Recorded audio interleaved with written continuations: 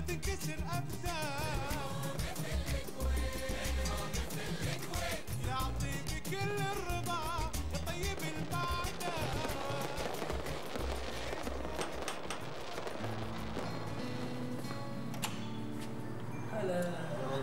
عدسة الوطن كانت على موعد مع لوحة فنية رسمت بأدق التفاصيل وأضبط القياسات والحدود بزجاجات من العطور أقدمها يعود إلى نحو 100 عام.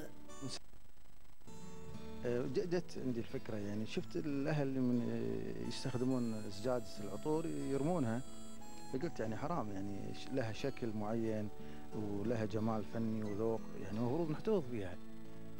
العدد الكبير من زجاجات العطور الذي وصل ل 5000 جعل السعدون يرشح نفسه للدخول بموسوعة جينيس.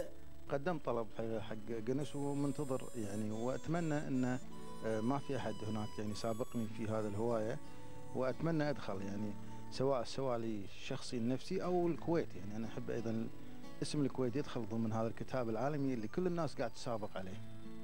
زجاجات حصل عليها من الأهل والأصدقاء وكرس نفسه للبحث عنها، جعلته من خلال مسيرته اكتشاف أمور عدة. اكتشفت أن العطور أشكال وأنواع، ويعني حسب الأشكال، الشكل الدائري والشكل المستطيل والمربع والمثلث أو الشكل.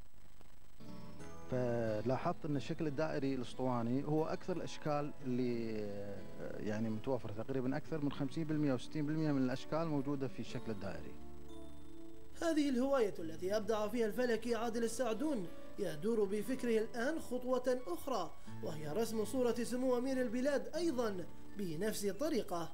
هواية زجاجات من العطور ووصلت إلى 5000 زجاجة بانتظار الدخول إلى موسوعة جينيس. والله ما شاء الله، أشوف العطور أشكالها طيبة. ما أدري الأخ عادل إيش رأيك هدية؟ كل شيء إلا هذا عاد، أنا أعطيك أي شيء في البيت إلا العطور اسمح لي. ولا عمرك.